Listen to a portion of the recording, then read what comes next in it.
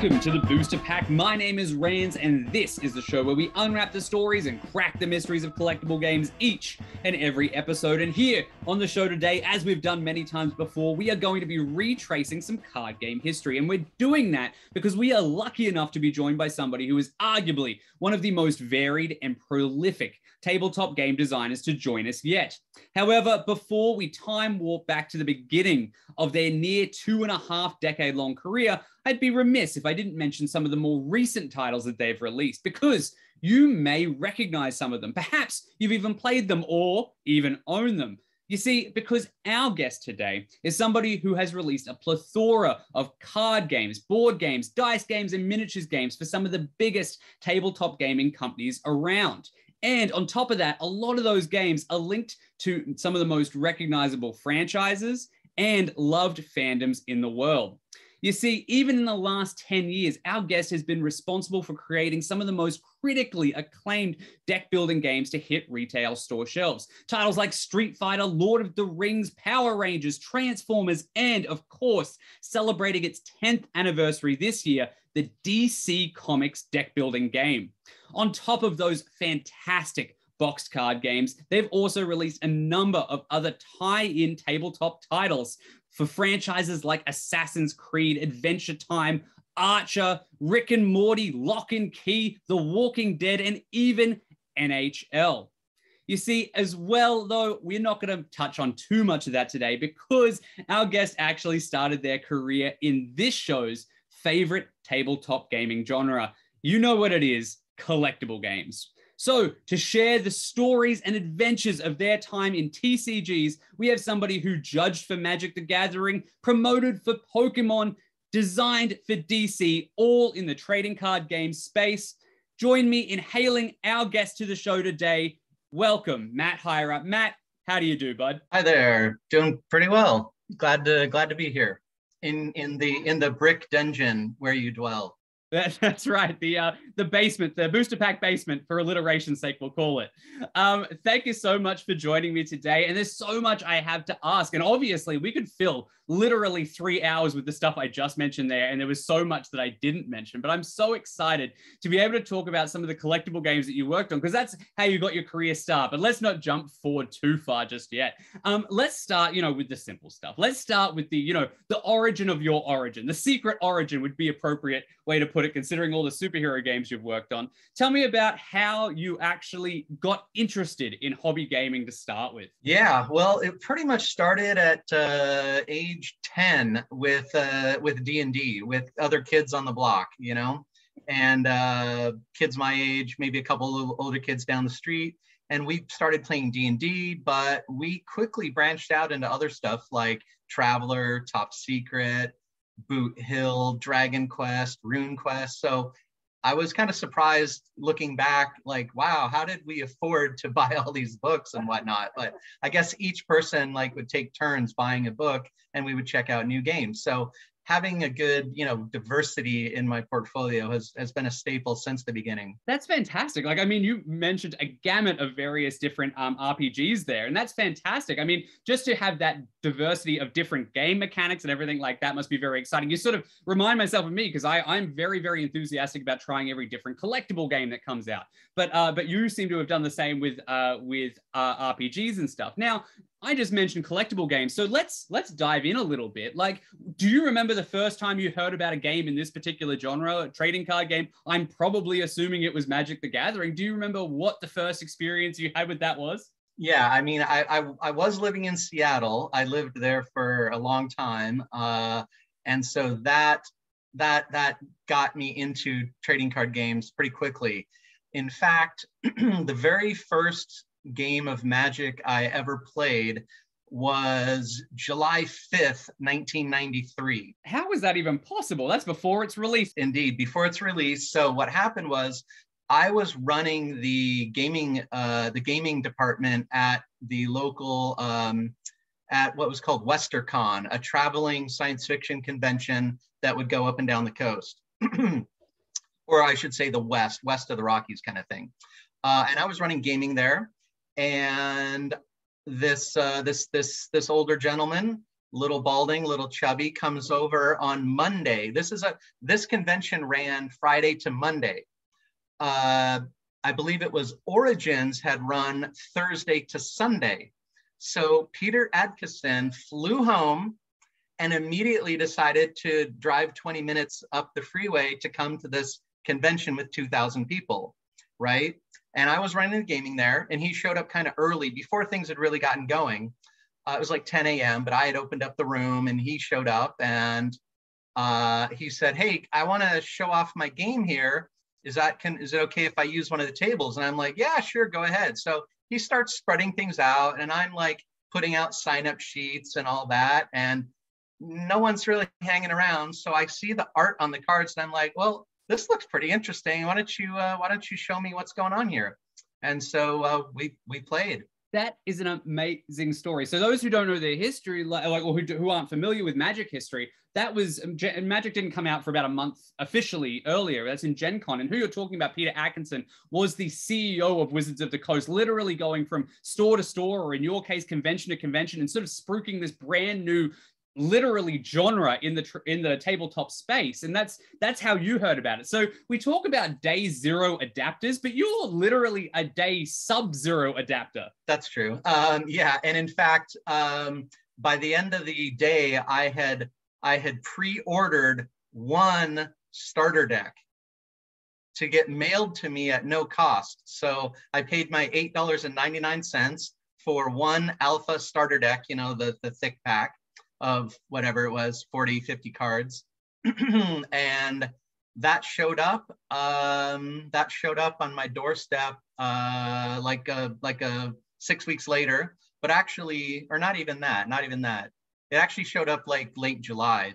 When I did that on July 5th, Peter also, because I was so nice or whatever, he invited me to the Magic kickoff party, which was at his house down in Renton, Washington.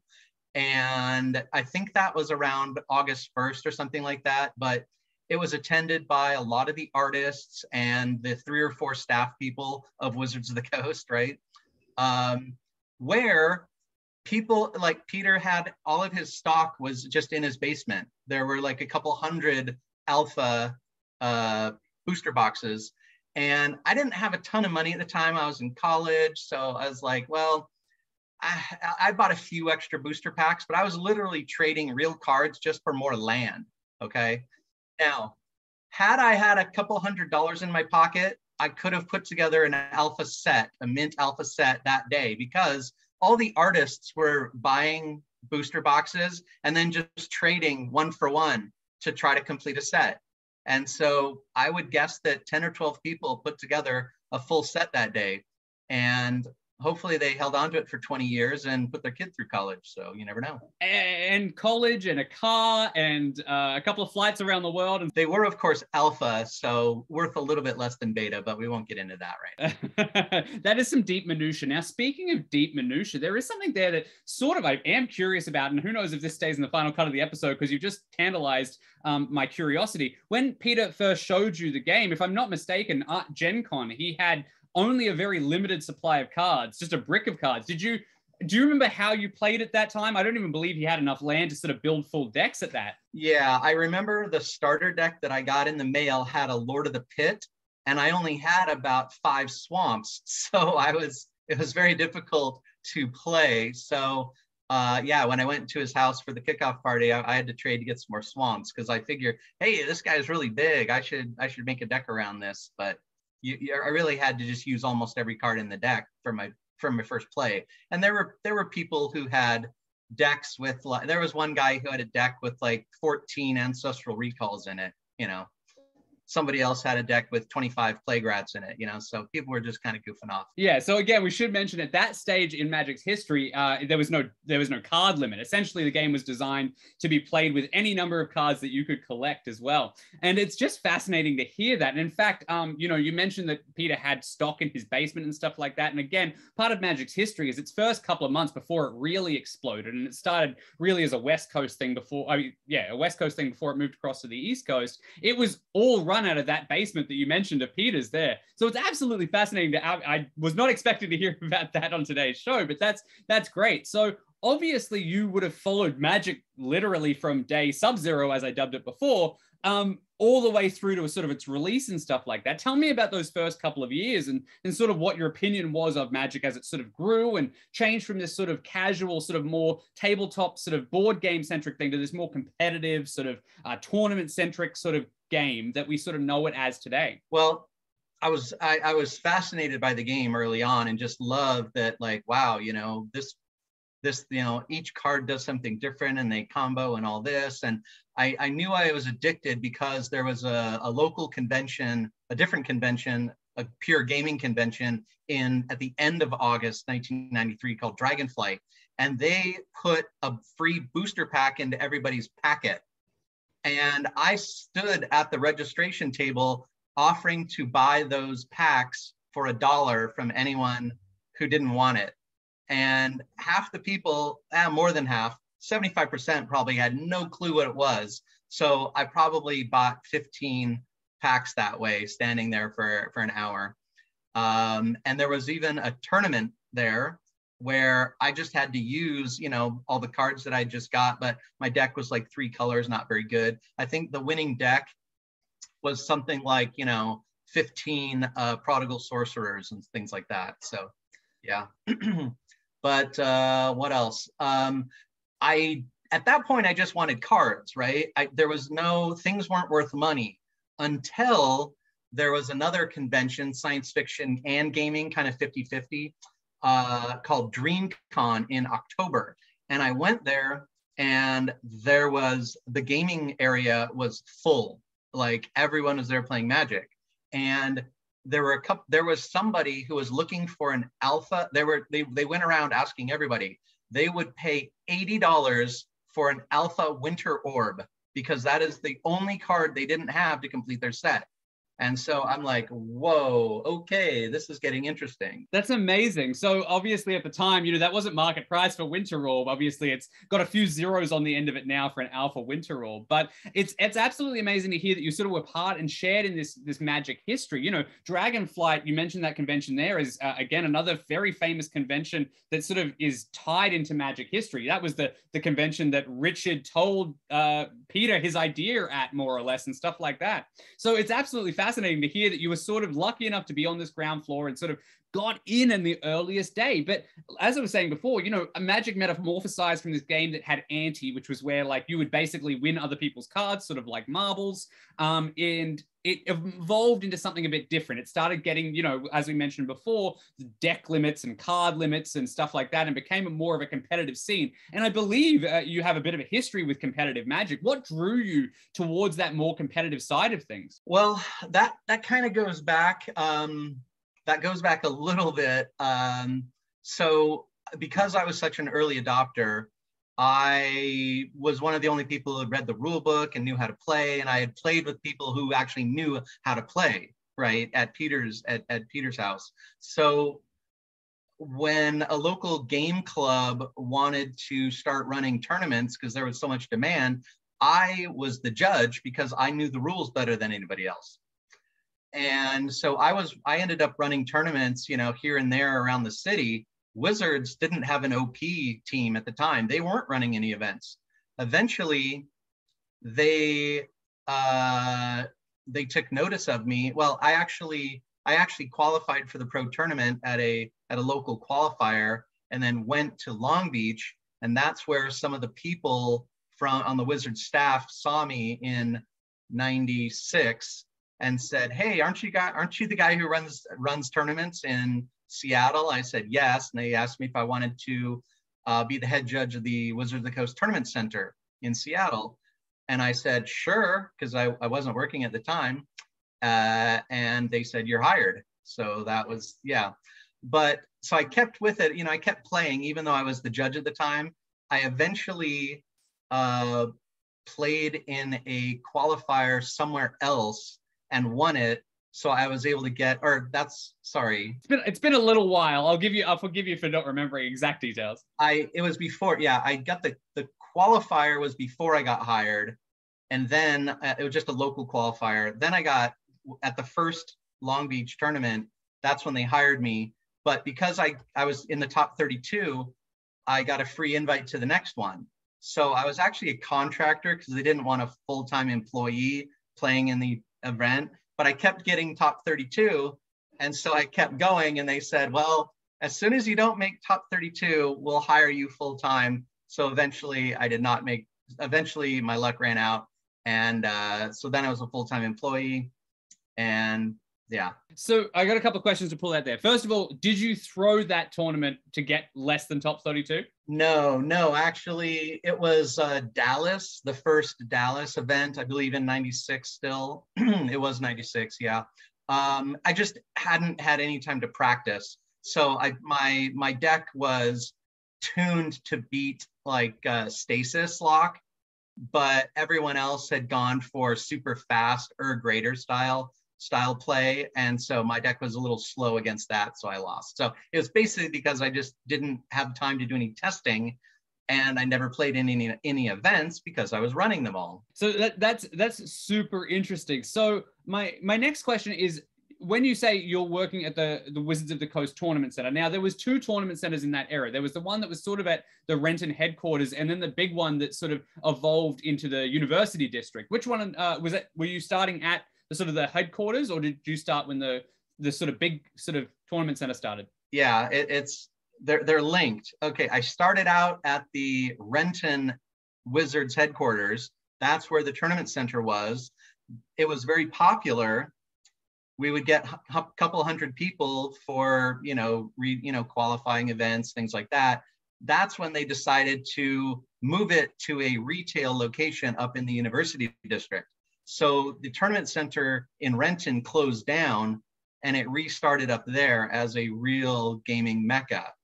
But it only lasted about a year. It was just, it didn't quite work out. So I eventually came back to Renton. But at that point, it was to work with, but they wanted to keep me around. The tournament center had already been closed down. They didn't want to restart it, so I joined up as customer service, doing Magic rules, right? Something you were well familiar with at the time. Yeah, so I was on the rules team there for a few years. Yeah. So let's just jump into that sort of that sliver of a year that sort of, like you described it as a mecca. And I think a lot of other people sort of see it that way as well. Those who were lucky enough to attend, it was a huge venue that Wizards of the Coast sort of funded, where it was a part gaming store, part gaming space. It was sort of like basically the biggest sort of interpretable game store that you could imagine. It had BattleTech pods. It had its own retail store that stocked all the Wizards games and other companies' games. It had a giant head for Hurloon Minotaur. There was all sorts of stuff. And it even hosted, I believe, the 97 World Championship. And you were a judge during that time. So tell me, what memories do you have of that sort of era? That was sort of like the boom era for sort of like trading card game retail, I guess. Yeah, it was such a big place. It was kind of a logistical nightmare, which probably led to its demise. Right. Well, it's such a fascinating sort of piece of Magic history and stuff like that. And one thing that I've really sort of been fascinated by as well is I've heard, and this just came up in my research, is you might have actually impacted as a judge some of everybody in the world's Magic game for at least a 20-year period. Because I've heard that while you were there at that time, you sort of developed a technique to sort of start Magic games. At the beginning, there was no sort of rules for sort of resetting, your hand when you draw Magic. But everybody nowadays who plays sort of trading card games, or most people, are familiar with what's a mulligan. And in the early days of Magic, a mulligan consisted of, if you drew your hand and you had either 7 lands, 0 lands, or 1 land, you could throw your hand back and redraw. But you sort of, at least as my understanding, came up with an entirely new technique in this particular fashion called the Paris mulligan. Do you want to tell me about that and where that idea came from? Because I feel like what people would think of as far as like a standard trading card game mulligan is that particular thing. So I noticed that people would get really discouraged by 1 land hands, and it just led to, a lot of crying and gnashing of teeth, not literally, but and so I just thought, you know what, I think people should be able to decide when they want to mulligan and not have to show their hand. And in fact, the rule finally was implemented when a Pro Tour player flashed a hand hiding their only land behind another card and got caught. And they said, okay, I think we need to go with what we called the Hyra mulligan. And then it actually should not have been called the Paris mulligan, should have been called the LA mulligan, because that's the first place it was used. And it was supposed to have been only for limited play, not constructed, but they accidentally left the language of the mulligan in the player packet that was sent out for Paris, which was a constructed event. And so they had to go with it. And that was, I think, that might have been where Prosperity Bloom came in or something. There was some combo deck that minorly benefited from it, but not too badly. And so they said, well, hey, that was a pretty good test of it. So it became the rule of the land for quite a while, like you said. Well, just for anybody who's not aware, so that is the sort of the technique when you draw a hand of cards, and in Magic that's 7, and you look at your hand, and if you don't want to keep it, you can sort of shuffle it back into your deck and draw one less card. So instead of drawing 7 cards after that mulligan, you'll draw just 6 or then 5, and then you can continue that as often as you like. I should have mentioned the original mulligan was only available if you drew all land or no land, okay? That led to issues where people would sometimes draw 1 land, and sometimes that land is like some special land that's not even all that useful. So my mulligan was, hey, you don't have to show your hand to your opponent. You can just declare that, you know what, I don't like these 7 cards. I'm going to reshuffle and draw one less. And you can do that multiple times. And, you know, usually going down a card is not so bad. Sometimes people go down 2 cards. That's pretty bad. But there were even some tournaments, some pro level tournaments where people mulligan 3 times and still won. So apparently it was okay. It was definitely something that shaped Magic and sort of competitive Magic for almost 20 years, for as long as it lasted. Now, just to wrap up sort of your time at that sort of game center there, you know, obviously we've talked a lot about Magic. Was there other sort of this collectible card games in that era that were played there? Do you have any memories from anything outside of Magic that happened in that era? Yeah, a little bit. There was some BattleTech card game from Wizards of the Coast. Some Netrunner, a little bit of that. I don't recall if we had Jihad, which is now Vampire: The Eternal Struggle. I think we tried to do that, and we may have only had a couple of events, but yeah. But we tried a lot of different formats as well. We played some weirdo formats that you know, just for grins there as well. That's awesome. So let's take that there, because you know, you sort of mentioned it before, but let's sort of break it down a little bit. So you jump from, you know, judging at the you know, the premier flagship store for Wizards of the Coast and end up moving in-house for sort of being in customer service and everything like that. Now, how does that sort of lead to game design? Did you do any game design at Wizards of the Coast or anything like that while you were sort of there? Yeah, I was trying to get into R&D, and I was helping out with mostly non-Magic stuff. Like I did some playtesting for Axis and Allies. They had put out an internal call sort of for a soccer card game. And I came up with one of those, but they even paid me for it, but never published it. That's so interesting. Like most American viewers won't know, but Wizards actually published a soccer card game a couple of years on, the Football Champions game, I think it's called, or Football Showdown or something like that. Yeah, they used somebody else. They went in a different direction, but you know. Yeah, so that's so interesting. And I also heard, and by all means, correct me if I'm wrong, at some point you pitched them a Star Wars trading card game or something like that? Wow, how did you hear about that? Yeah, a friend of mine and I had come up with a Star Wars trading card game. We pitched it to them at Gen Con in about, maybe it was 95 or something like that. And the big issue was they didn't have the Star Wars license at the time. Of course, they would get it later on for Richard Garfield's Star Wars dice-based game. And I did do a lot of work on that as well. I even came up with a Gungan expansion, which they sort of used a little bit, I think. I don't even remember. But I basically was, I wrote all the strategy articles for it. I did like 40 of those in 40 consecutive weeks, coming up with a new deck every week, stuff like that. So it's really fascinating to hear that, you're pitching the Star Wars game, and if it was in 1995, indeed, obviously, Decipher, the company that would ultimately end up releasing the Star Wars customizable card game for most of the 90s, the second biggest selling card game, would obviously release that. So they tied that license up. And as you mentioned, eventually it went back to Wizards or Hasbro at the time, and Richard released a quite personally favorite Star Wars game of mine. My pitch could have even been 94. I don't remember. It was before Decipher's game came out for sure. What do you remember what your game did differently from that one, or even differently from Richard's? Mine was more, it had some similarities to Decipher. One thing that we did is you could have named characters pilot vehicles and improve them. And so that was a way to try to mimic the movies a little bit. That sounds really cool. Like sort of like a reverse equipment.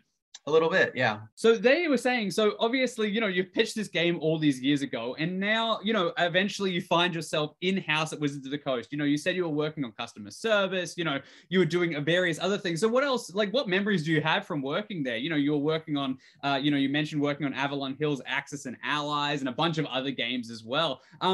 Like at about that time, if I'm not mistaken, things like Pokemon start to come out and everything like that. So tell me about what memories you have in that chaotic time at Wizards of the Coast. So I got hired on full time, I think in 97. And by 98 or whenever, they were showing us this new thing called Pokemon that was popular in Japan. And we're just like, all right, whatever, we'll check it out. And so we ended up publishing it, and then the phones never stopped ringing.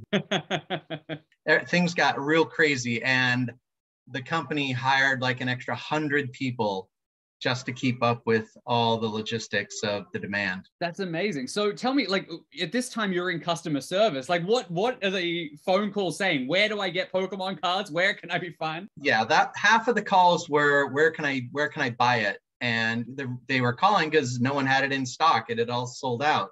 So yeah, most of the calls were not rules questions. They were just where can I buy it? So what was your first impression when this brand sort of fell upon Wizards? Because really it was a bit of a pivot for the company. You guys had gone from these heavy RPG games that, you sort of grew up with, all of a sudden to this zany, Caesar-inducing franchise from Japan that you guys had likely not heard of before. What was sort of your opinion at the time? Well, my opinion at the time, it had interesting ideas, how to do your resources and attaching energy to characters. It was interesting stuff, but I played it once in a while, it wasn't really for me. So, I just had to know the rules, so I could answer actual rules questions that came around. But no, I didn't.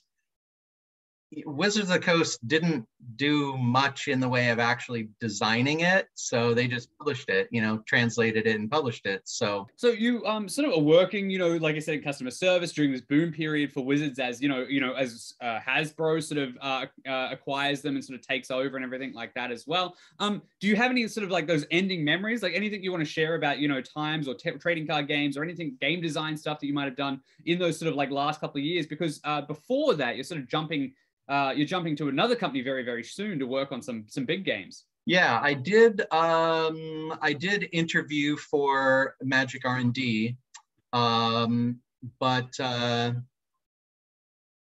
I did not get it. Someone smarter than me probably got it. But so and people they wanted to keep me around, and they were wanting to get me on other projects and all that. But they were dragging their feet a little bit. So that's when I got the call from California. Okay, so California is a huge big jump for your career, because that's for many won't know, but Upper Deck Entertainment, which at the time had sort of very recently sort of incorporated Yu-Gi-Oh into their stable, and they were starting to publish that in the West. And as many people will recognize, it's a huge hit over here at that time. So they've got a bunch of resources lying around. So they start to think, hey, what happens if we start to publish a trading card game that not only are we, like Wizards is doing with Pokemon, importing from Japan, that we sort of own, which turns out to be Verse System, which is, the Marvel versus DC universe. We've alluded to it a bunch so far. Tell me about how that opportunity comes about, and what happens when California comes a calling. I literally got the call while I was, while I was at work, right? To just, hey, I need some people to build a pro level card game. It's got Yu-Gi-Oh money behind it. Do you want the job? How soon can you get down here? And, I was a single guy, and this was 2003. So I'm just like, let's go for it. I want to do R&D stuff. So I want to graduate here. So I literally quit that day, or put in 2 weeks notice. And it was a Friday. So I worked 2 weeks, and the very next day, the Saturday, I hopped in the car and drove down. I just left my condo unplugged, just took everything out of the refrigerator and unplugged the refrigerator and left just to check it out, So that makes me really curious. When you heard about this project, did the names Marvel and DC and superheroes, were they all part of the mix at that point? Or were you just going down to, create this card game? You didn't know what you were jumping into. Yeah, I think we knew it was going to be Marvel, because the first release was X-Men versus Brotherhood. But the reason why it was such a rush to get me and a couple people in there was, originally the thought was that Versus should use almost, use 90% of the Yu-Gi-Oh engine. Oh, interesting. That's how it was going to be. That's how it was going to happen. But Jeff Donay had come down there to kind of run the game, and the OP for it, get the OP going for it, organized play. And he was like, whoa, this is not going to be a pro level game that you guys are looking for. You're going to need something that has a little bit more robust rules and whatnot. So that's why he needed people real fast. Right. So, and you guys that's sort of fascinating to hear. So there was at some time, Spider-Man cards that looked like Blue Eyes White Dragons, or X-Men cards that look like Dark Magicians or something like that in your eyes. And basically, if anybody knows their Yu-Gi-Oh history, it's going to be that game sort of had a bit of a, for lack of a better term, janky start to its rule set and sort of competitive play. And it was basically, best stuff wins for a couple of years. And you guys sort of reshaped this sort of concept into what became Verse System. Tell me about, what it was like sort of shaping this game and stuff like that, and what role did you play in all of that? Yeah, there was only 2 full-time R&D guys who were kind of working on Yu-Gi-Oh at the time. It was Mike Hummel was basically kind of put on Versus. He's now at Blizzard, and the other guy was just on Yu-Gi-Oh full-time. So with me and Mike kind of just looked at the game and thought, I think we need to get a little bit more tactical here for a pro level game. There needs to be a little bit more to it than flipping a coin, essentially, or who's got the best card, right? So that is when we started coming up with some ideas, but we needed to play test and get everything firmed up real quick. So we brought in a bunch of Magic Pro players for a good, I think it was originally supposed to just be 2 weeks, but most of them ended up staying for a month or more, just to get it right. People like Justin Gary, Ed Fear, Rob Doherty, Darwin Castle, a few more I'm probably forgetting. And we just worked on it day and night. That's amazing. So for those interested, obviously, I've spoken to Justin a couple of times on this show. You can go back and check out his side of the Verse System story. So when you brought on the team, which was basically Your Move Games from Boston, what like was that something that you had connections through? Like, was that your suggestion, your connections through Magic Judging or, you know, Professional Magic or whatever? You guys might have been familiar. That was Jeff Donay's doing, because he had been a big he had been like the first level 5 judge, I believe, at Wizards of the Coast. I was only a level 3. He was a level 5, so he knew everybody. They knew him, so he could get him out real quick. And yeah, we had, you know, our direct combat system. Direct combat systems where you can directly attack characters always has issues of you know, first player is the side with the bigger character is going to be able to crush the side with the smaller character, because there was always one turn behind, because we had immediate attacking. We wanted it to be more superhero-y, not sitting back with summoning sickness, right? Which is, again, sort of like that Yu-Gi-Oh thread as well. You know, like you can summon and bigger guys sort of outmuscles the smaller guy. Yeah, we wanted the action to be a little faster. I had been playing a computer war game called Combat Mission at the time, where both players would actually program their moves at the same time, and then, or one at a time, then send it to the other person who would program their moves, then it would resolve. So I had the idea, well, why don't we have a mutual turn where the attacker does their summoning and positioning first, then the defender does their summoning and positioning, then the attacker attacks. So I think that was, once we got past that point, then it was a lot smoother sailing. So I'll take credit for that little piece of verses right there. That's so interesting. So a lot of things sort of deviate from Yu-Gi-Oh very quickly. You know, obviously you guys mentioned that. Something like resources comes up. You know, obviously we are familiar with Magic's lands very commonly, and in Verse System it sort of takes a nod from not so much Magic, but Wizards' other games sort of around that time, which was Duel Masters, where you can essentially put any card from your hand into the resource row. Do you remember how that sort of idea came about? I don't know. I think that I don't know that for sure. I think maybe me and Mike Hummel and I had kind of come up with that. It could have been a variety of people. I don't remember that one specifically, since it was, you know, over 20 years ago. Well, yeah, of course. Obviously, there's so much, but that ends up becoming sort of like the way that the game is sort of dictated. You know, it talks about, you know, it's 1 drops, it's 2 drops, it's 3 drops, it's 4 drops. You know, as the game escalates, you get bigger and bigger heroes out and of various different identities and stuff like that. It's a fantastic game. Do you happen to remember, like for Verse System specifically, you know, what was the first thing that, obviously you're working on the rules system, but did you have a sort of moment that you're like, oh, this is my first real contribution. This is the first thing I saw that I put in that saw print? Well, it was very exciting, and things were moving very quickly back then. And this would have been late 2003 into 2004. But I don't have any specific recollection of, I mean, I was definitely, I was worried about, would we be able to pull this off in such a short amount of time? So, you know, I was curious if my R&D career was gonna last more than a year, probably at that point. In hindsight, obviously you've done pretty well as far as securing that more than 1 year sort of tenure. Yeah. So that would be so fascinating. So being on the ground floor, you know, morphing this sort of trading card game beast, for lack of a better term, from this sort of Yu-Gi-Oh system into what it became, where it was this robust sort of very competitive system.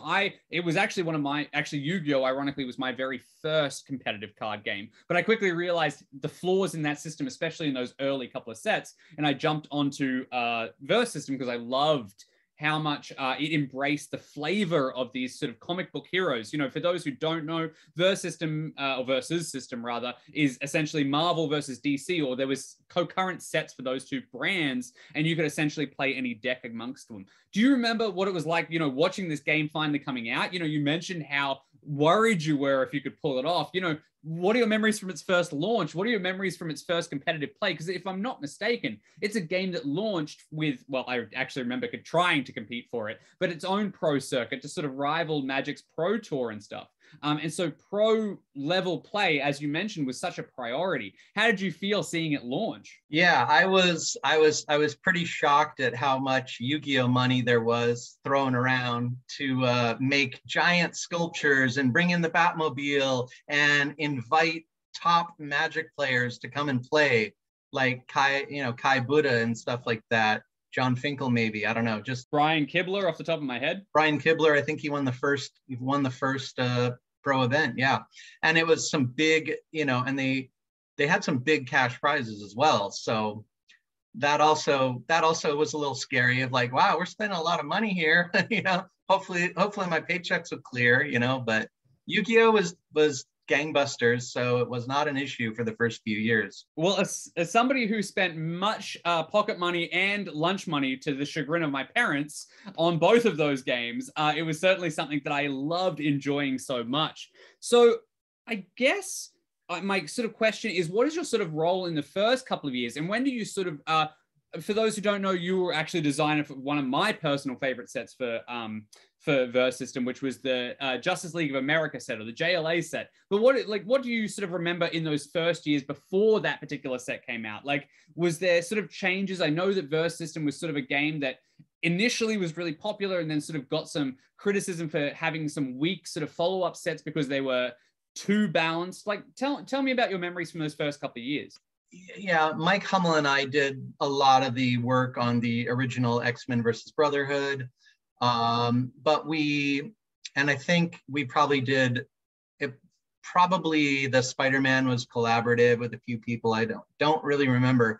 After that, we had different designers on almost every set, and it does seem that may have led to some power level issues, because we had some powerful sets and some weaker sets, and yeah, that did not help the bottom line, and it did not help the reputation of the game either. So, and I think that JLA, my set, probably ended up on the lower end, or was deemed lower end of the power scale, because I had I forget what it was, the assisting, the assist. I believe you mean ally mechanic? Ally, that's right. Ally mechanic of discarding duplicated cards for bonuses, so maybe did not satisfy as well as it could have. Well, as somebody who was attracted to the game because of its IPs and its properties, it was something that I really enjoyed. And as I mentioned it before, it was sort of my second game, sort of stepping up from Yu-Gi-Oh! In the sort of real competitive space, and it was something that I got slaughtered on. I literally would go to many sort of as they were called, pro circuit qualifiers at the time, and play, and I was all of 14, 15 at the time. And I would try and play my favorite sort of character decks because I'd grown up watching, the Justice League cartoon, or, some Spider-Man cartoon or whatever, and absolutely have my my breakfast handed back to me on a plate. But my question, I guess, is how do you become the person tagged for, this amazing set? Like JLA for me personally was a fantastic set. It was the first set to even feature 2 affiliations for a team on a single card. Tell me about how you become the guy to sort of shepherd one of the most iconic DC properties, the Justice League, which is basically all superheroes, into the Verse system. Well, yeah, I've always been more of a DC guy than Marvel, at least for the comics. The Marvel movies nowadays are arguably a little better. So, but I really wanted to keep things thematic to the characters and to the Justice League team and things like that, and not just look for the biggest, baddest, text I can put on a card and biggest numbers I can put on a card. I wanted things to feel a little more like a comic book. So that's why there's all that. That's why there's a lot of weird stuff in JLA where other sets just have, punchy guys. Mine has, like Bottle City and, weird stuff, weird ways to play the game. Well, I mean, I mentioned it was one of my favorite sets, and I mentioned also that I was playing it for more of a thematic reason than a lot of players were playing it at the time. There was a lot of people who were coming in from competitive Magic and stuff like that. And things like, like you mentioned, there was some sort of weirdness. Like, even one of the weirdest things was that bizarre art, and you might be able to see it on the screen at the moment if you're watching on YouTube, but the bizarre art for Plastic Man, that particular card started a lifelong love of that character for me. Was that something that you came up with, art department? Tell me all about that. I had come up with an initial idea of kind of wrapping him around, the frame, and they made it look a lot better, of course, because I probably did it in Microsoft Paint. But yeah, I thought that would be a fun thing. So clearly I was in it for the fun and not for the smashing face, Well, that might explain why it resonated with me so much, because I was in it for the same reasons. I was building those thematic decks. I wanted my world's finest deck of Bat Family and Team Superman and all that sort of stuff as well. And now, speaking of sort of two different teams, dual affiliation, how is it that such a big mechanic gets handed off onto you? Is that an original idea you had, or was that something that you wanted to explore, having two different sides representing? Because obviously it makes sense in a Justice League set. You're going to have a Superman who's Justice League and Team Superman, but tell me about how it ended up with you. Yeah, it was a little bit of, because I knew the DC characters, and I just thought, wow, it's sad that we can't have these guys work for more than one team. But then I thought, well, maybe we can. And it was also about the time JLA came out that I was realizing that we hadn't really, we weren't giving quite enough to the older sets, right? If you were playing an old Green Lantern set or something like that, you weren't getting, and then that was your favorite deck, you weren't getting a lot. But if we could have some characters that might also have an affiliation from an older team, well, then that's just as good as having a dedicated expansion for you. So that's so interesting you mentioned that, because one of the things that I sort of remember when I was playing Verse System, it was, okay, I love, you use the Green Lantern as an example. I love the Green Lantern deck in theory. That was like my first competitive deck. And as you would see other sets come out, you'd have Teen Titans come out, and it would have maybe one Green Lantern character. And it was a really good way to sort of fill in this sort of other team sort of affiliation, because for those who don't know, Verse System was so, rather than a color pie or anything like that, it was so heavily reliant on what team your characters sort of come from. So that sort of begs the question. Obviously, were you responsible for filling out this, Justice League roster? Were you the one who got to choose what was happening with what characters you'd use in the set, or was that something dictated by DC? Or did you just be like, right, basically I have a gamut of every character who's touched the JLA, which is basically every DC superhero, and you at the same time were doing things like Secret Society and Injustice Gang, which is every DC villain. How did that sort of reconcile itself? Yeah, DC does not get involved in our character choices. They have to approve it at the end, but no, I had the character list. I had somebody helping me with a little bit of the research on it, for some of the locations and all that stuff, especially for art descriptions, so I'd help with art descriptions and things like that. But I basically, I came up with who I wanted in those sets. So, and I think that's what led to the dual affiliation is realizing, these characters shouldn't just be JLA right here. Well, as a fan of that sort of set, it felt like you were sort of hitting every era of, I was just sort of becoming a comic book fan in my own right at the age that set came out. And I sort of felt like you were hitting every era of every single Justice League character. You had modern characters and classic characters and everything like that, all rolling into this sort of singular set, which, like I said, might have been why it was maybe not the most competitive high point, but personally engaging high point for me. Yeah. I know, for instance, that correct me if I'm wrong, but I believe several of the JLA characters had willpower on them. Yeah, that's for the first time outside of a Green Lantern set. Yeah, I wanted to, because Green Lantern had been medium powerful, and I thought, well, you know what? There's no reason why some of these JLA people can't have it, but by doing that, they had to, lose a little bit of ability space as well, So it may have been I was actually doing too much at the time, right? Trying to solve all of the past issues in one set, but history judges, and so does this podcast. So well, no judgment here. Like I said, I love seeing willpower in characters like Dr. Fate. And speaking of that, obviously Green Lantern was a medium powerful set, you know, Dr. Light withstanding. I was going to ask what you thought, you know, was there anything in that set that you didn't get in? Was there anything that you were like really hoping that you could cram in? Because as we sort of mentioned, it was a jammed packed set for that particular game. Like there was a lot going on in that set, but the characters were so varied. Do you remember anything in particular that you were like, this is my pet thing and I just unfortunately couldn't get it in? And on the converse of that, was there something that you may have regretted putting in? Well, like I said, I may have regretted putting giving willpower to several of the characters, because if they didn't have that, their abilities might have been a little bit stronger. As for things that I wanted to, I can't really think of anything. So a lot of the things in that set really made me curious. So there was a lot of sort of 1/1 characters or sort of small army characters that sort of gave me like a token feel. Was that something that you might have explored early on? Yeah, well, we wanted to, bashing around with big bruisers is all well and good, but you need a little bit of variety.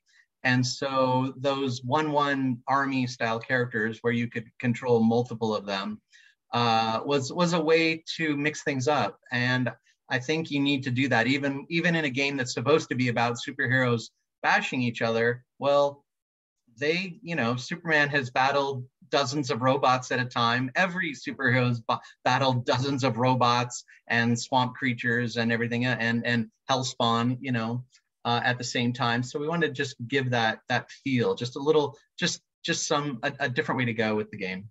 Now, the next set that you sort of work on that I'm familiar with, that you sort of were responsible for, as sort of like, as they call it, lead designer, was something that was really different for the Verse system. And I really would love to dig into this particular product because it's something that really felt like it was promising something in the future that we never really got to see the future of. And that was the Essential Collection Hellboy, which was essentially bringing in this indie comic book into this big two, as they call them, sort of world. Tell me about how that product come about and how you ended up being the person to lead that. And if that was something that you sort of campaigned for. I did campaign for it. Yeah, I have always been a big Hellboy fan, and so I really wanted that one. So basically, it just kind of sometimes just random conversations at Comic-Con or whatever can just reveal like, hey, Mike Mignola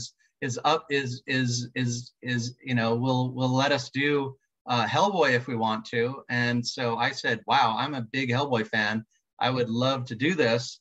And they're like, well, we need it pretty quick. So if you want to do it. And I said, I'll do it. I will do it. And so I got the assignment on a Friday. And by Monday, I had like the file pretty close to done. Like it was the file that I presented on that Monday was about 80% of it made it to print. So there tweaks here and there, but not too much, and that had some weird stuff like having, the Thule Society and the BPRD, but, having those two decks, but when you can combine them, now you've got a tournament quality deck, So that's so interesting. So the project came to you as sort of boxed companion. It was never going to be sort of a booster set or anything like that. Yeah, it was just going to be two decks. And there was no stipulation that the decks had to work together, but I knew the Thule Society's, dream is to get Hellboy on their side.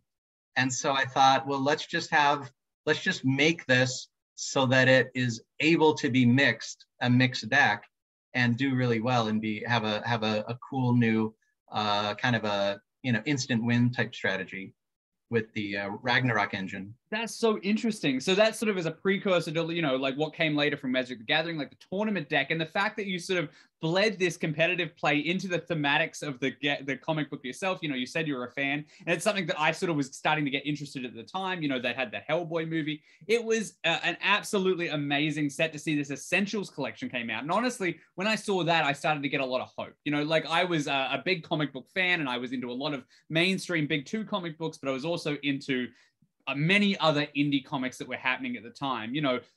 Vertigo, but notwithstanding, which is something that DTC didn't really dabble in at the time, and a bunch of other Image comics and stuff like that. You know, we'd seen Spawn and Savage Dragon and stuff like that come out of them. Do you know if the sort of Essentials collection, which is sort of the umbrella that Hellboy set was brought out under, do you know if that was going to be a sort of a lasting line, or do you know if there was any more conversations about other sets similar to that one? The thought was that it could be an ongoing line. If you recall, the box set had like these 2 plastic cases that would go into a very robust sleeve because they wanted it to be like a super premium quality item.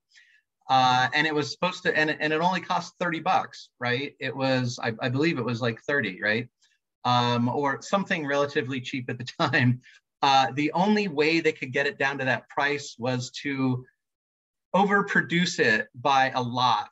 And that kind of killed the line. So it was there were, you know, it probably only sold a third of the copies, which, you know, when you're trying to bring down the costs, you have to increase your quantities.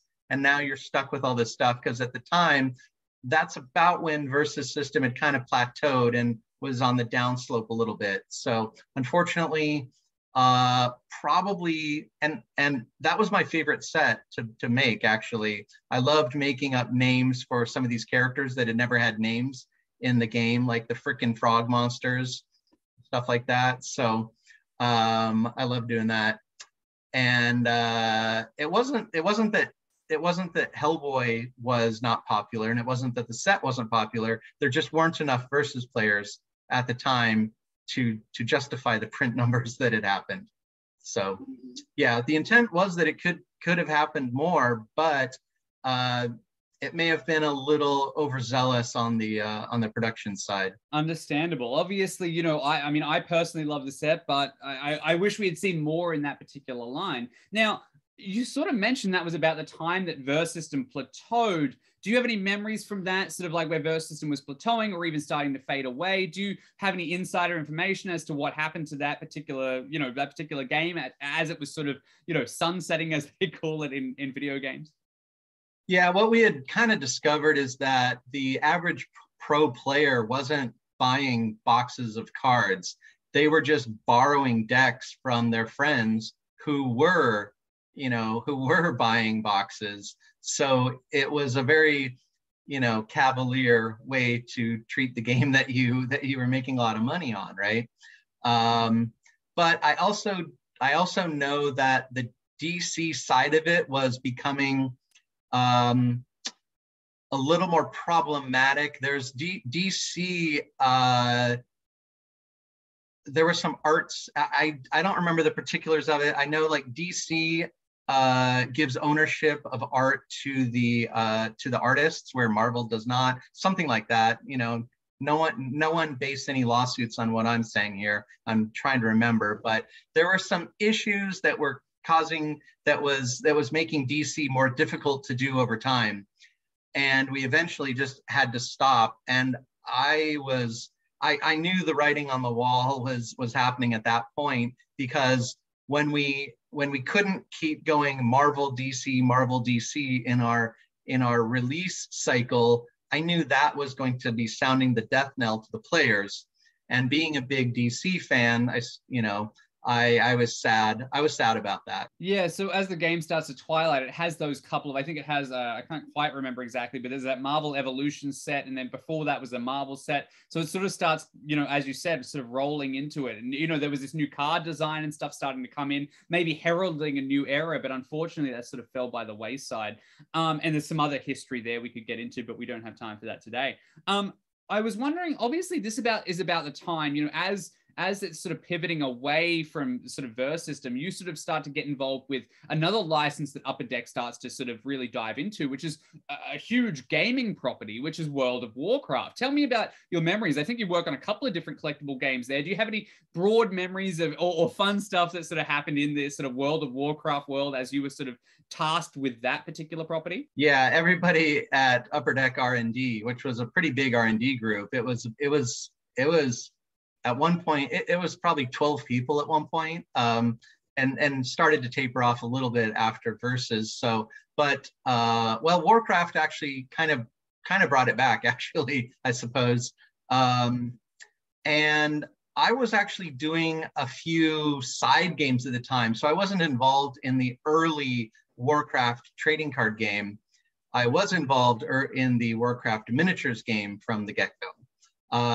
When Upper Deck eventually shuttered, World of Warcraft game went to Cryptozoic, and there it was a little bit smaller team. So I did have the opportunity to make a World of Warcraft trading card game set at that time. But yeah, the miniatures game was really great and innovative, and it's a lot of fun. People still play it today, but the cost of the miniatures was pretty prohibitive with painted minis. So it was a tough go from the beginning. Well, it's another one that I think we might have talked about it in one of our 2 episodes, but when I spoke to Justin, obviously he was a big sort of advocate and sort of one of sort of like the big forces behind that game getting released. And he told a bunch of stories. So if anybody wants to check out a little bit more about the World of Warcraft miniatures game, go check out those episodes with Justin. But just to speak to that, you said that things sort of pivoted, and there was a little bit of irony where, you didn't get a chance to work on the World of Warcraft trading card game until it sort of shifted to Cryptozoic. And a lot of your biggest work, some people, who are really involved in trading, in the hobby gaming space might be aware that, some of your biggest deck building games sort of came out from Cryptozoic in the earliest days of them. So tell me about, if you can, like what that sort of shift was. Do you remember anything about that sort of change from the hands of at least that property or many others from Upper Deck into Cryptozoic? You're talking World of Warcraft trading card game? World of Warcraft, yeah, exactly. And why that shift was made. Well, Warcraft had, the Warcraft trading card game took off like a rocket, mostly, it seems, due to the scratch-off code cards that we had in there. The Spectral Tiger being the chief culprit, that it was worth $500 at one point, if not more. But so just to fill in anybody who's not familiar with the game, essentially these were like almost like scratch it tickets or something like that, where you would reveal a code and you could put it into the World of Warcraft MMO,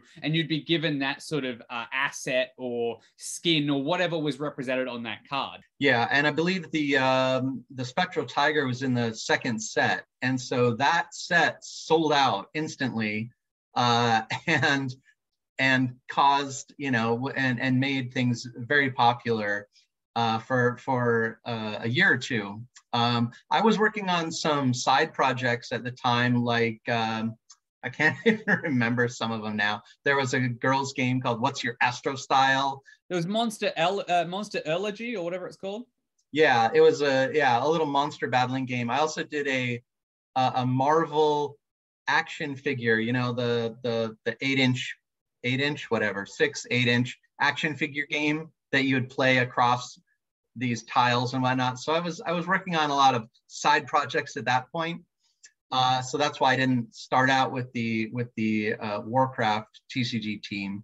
But yeah, the transition. So eventually, as people probably know, Upper Deck had some legal issues with Yu-Gi-Oh!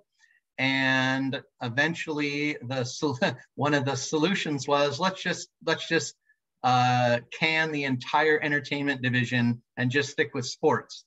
So we had about 60 people all get laid off on the same day. Well, a couple of current and former Upper Deck people decided to form Cryptozoic and immediately contacted Blizzard to keep the Warcraft trading card game going, because it was still going fine. It wasn't stratospheric like it had been early, but it was still going fine. But unfortunately, the miniatures game by that point, it was deemed as too expensive to keep it going. So there you go. But I did, and even when I first came on, I was already looking at doing some other things like deck building games. So that's so interesting. Obviously, at that point, Cryptozoic sort of gets launched as not only a gaming company, but also a collectibles company. They were doing trading cards and stuff as well. It really fascinates me that, you sort of mentioned in there, the deck building game side of things, because literally as this sort of sun is setting on Upper Deck Entertainment, Dominion is coming out, which is obviously the first deck building game, and a lot of the hobby industry is getting really inspired by that. And we mentioned the numerous deck building games that you've created in the last sort of decade or more since that sort of came out and stuff like that, and the inspiration. I really would love, not this particular show, but obviously I would love to talk about some of those. There's some fantastic stuff there. But just as we're sort of, fading out of like trading card games and sort of all of this stuff like that you did with collectible games, whether it's, this Marvel's sort of action figure game or even the Warhammer miniature game, I do have a couple of questions just about like, sort of beyond the collectible game space. So is there any other stories, just to sort of summarize everything we've talked about so far, that you wanted to share? Anything that comes to mind when you think about those sort of heydays of sort of collectible games, whether it's way back in those early days of the 90s, whether it's working for Wizards of the Coast store, whether it's even, the verse system in and of itself, or any sort of pro circuit stories? Is there anything that you really think of or reflect on that you really love from that sort of era that we don't see quite the same today? I guess the one thing I would say is I was surprised by the number of trading card games that came out right after Magic did that actually did pretty well. Shadow Fist and Wyvern and things like that. Like, people were just hungry for anything. So it was definitely an interesting time to be around. Obviously, none of them hit the heights of Magic, but it was crazy just how many different games were out there, and and we're doing pretty well at the time.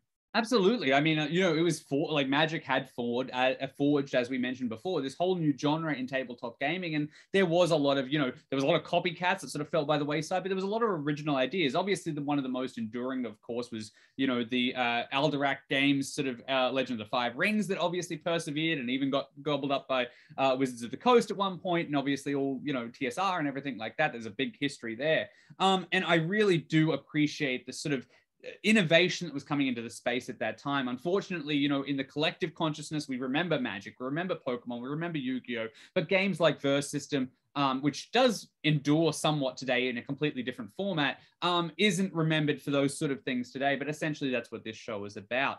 Now, we mentioned the Star Wars game you pitched before, and you obviously had some other projects at Upper Deck. Were there other collectible games, or especially collectible card games, that you sort of were involved in that never sort of saw the light of day? I don't think collectible card games. I was kind of at Upper Deck for the most part after I kind of left Versus to other people. I was kind of the go-to guy for anything weird that would come around. Like I said, the Monster Allergy and a What's Your Astro Style and Marvel stuff. So that's where I got the reputation for being able to juggle several balls in the air at once, and that did me well moving into Cryptozoic, where things moved pretty fast and they were able to get a lot of good licenses and needed games pretty quickly. So not only games, but also pitches for games, because it's hard. When you're going to a licensor like a DC Comics or Walking Dead or Archer or stuff like that, you need to show that you have an idea. So I was the guy who could put together a game idea in one day, and then we would send that off to see if the licensor liked the idea or not. So I have probably twice as many pitch ideas as games that I've made. So it's so fascinating to hear about all of that, because obviously, you went on to create all these massive IP games, some of which we mentioned in the introduction, many of which we didn't. There's dozens upon dozens of not just IP-based games, but like expansions for those games and expansions upon expansions as well, that sort of go on endlessly. Now, while I've got you, I do sort of want to, you are somebody who can really reflect on something really unique, and especially the card game space. You worked for Upper Deck Entertainment as it was producing Versus System, and especially as somebody who led sort of the Justice League set for DC. And you sort of mentioned before that DC really was hands-off at that time. Did you notice any difference when you sort of pivoted and sort of moved more into the deck building game space with Cryptozoic? Did you notice anything sort of really different there, or anything sort of unusual or things that you weren't expecting before with working with that particular licensor? You're talking DC specific? DC specifically, yeah. Well, I do know that at that point, so Upper Deck had done original art. And by the time, Cryptozoic doesn't have that kind of Yu-Gi-Oh money, being a startup company, we used comic book art. And so that also presented plenty of challenges because believe it or not, they don't have just like a ready database of every piece of art or even every comic book that they're willing to just hand off to you. They have a licensing department that just takes select images and puts them available for use, right? And we, because for DC, for their history, no one ever needed more than 2 or 3 images to make underoos or to make a t-shirt, things like that. And then suddenly we come along and say, we need 75 pieces of art and you're only going to make about $20,000 off of this project, right? From our minimum guarantee, or 50,000 or whatever it is. They're used to, they like to see numbers in the hundreds of thousands, right? But they're willing to give us a chance because we're a new category, right? They're not going to give somebody an underoos license who's going to give them 50 grand because that license is worth 500 grand, right? But because, this is a new category, they can make a little money, but then suddenly we're requesting tons of images. And when we go onto their database of approved images, not only do you get the same character, with just different backgrounds 30 times, or really old art of them, even Superman, like there might only be 50 pieces of art of Superman in their entire database. Mm-hmm. That was an interesting challenge. And that's why the DC deck building game should have come out in 2011, I believe, or when it should have come out a year earlier than it did. But we had so much difficulty getting approvals and art that Legendary ended up coming out before DC.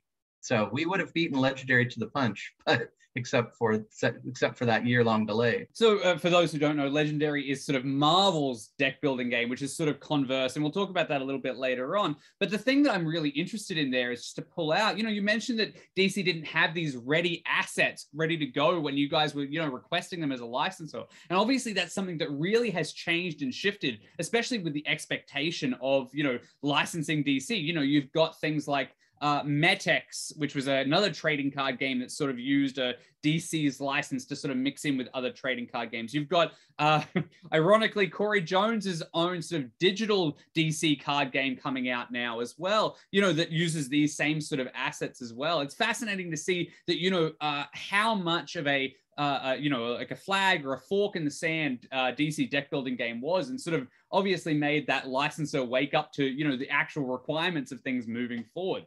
So that's really fascinating. But I guess my sort of last question, as well as sort of this key part of the interview is going, we've gone way longer than I was expecting, but I do want to ask, as somebody, like yourself, who has worked in so many different aspects of card games. Obviously, I'm a big card game fan, and I'm somebody who loves not only trading card games, but I love deck building games. In fact, I remember trying Dominion and trying to get my partner to try Dominion, and she wasn't really interested. But when I put DC deck building game on the table, it resonated so much stronger with her, and she's actually playing Dominion now. It was a gateway game in so many ways for so many people, and that was a part of its huge success. And on top of that as well, you've got expandable card games, like things like Card Wars. I see Card Wars back there. Well, Card Wars as well. Yeah, that was a game. You noticed that back there in the set here. For those watching on YouTube, will be able to see it. Those on audio won't be able to. But that was another game that you did, again with Cryptozoic,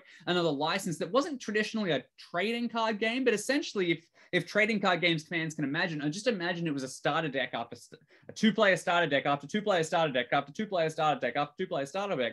And that was a sort of expandable card game. And again, Vampire Rivals is coming out now, which is an expandable card game as well. Tell me, which of these release models do you prefer working in? What was it that you sort of thought was your favorite way to sort of create a card game in versus trading card games versus expandable card games versus deck building games? You tell me. Yeah, I think that I actually do like the method that the Rivals expandable card game. It's the Vampire the Masquerade Rivals expandable card game.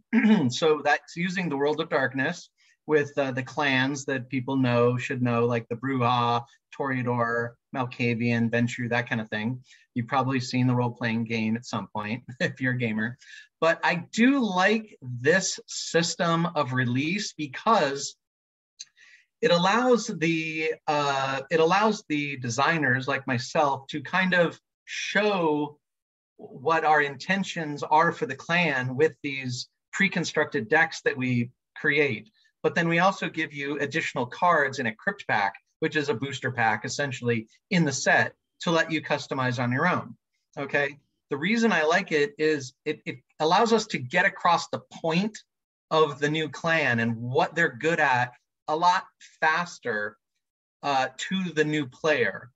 And having a pre-constructed deck means you can just open it up, check for a couple of new rules, oh, what's this new keyword mean? And then just start playing immediately, right? And I think that is very good for getting new people into the game or getting a friend into the game who otherwise would be too confused about how to build a deck, right? It's the same thing where if you just buy, 5 booster packs of Magic and hand it to someone who's never played, they're not going to know how to make a deck. But if you hand them a deck and you start playing, it's going to be a lot more accessible. So I really do like this format, the expandable. I also like it where we don't have rarity. So you don't get into all these rarity issues about, oh, this is a, pay to win kind of game, or gee, of course you won, your deck's worth $350, that kind of thing. So after all these years, I think simplifying things, making things more accessible is definitely a good way to go.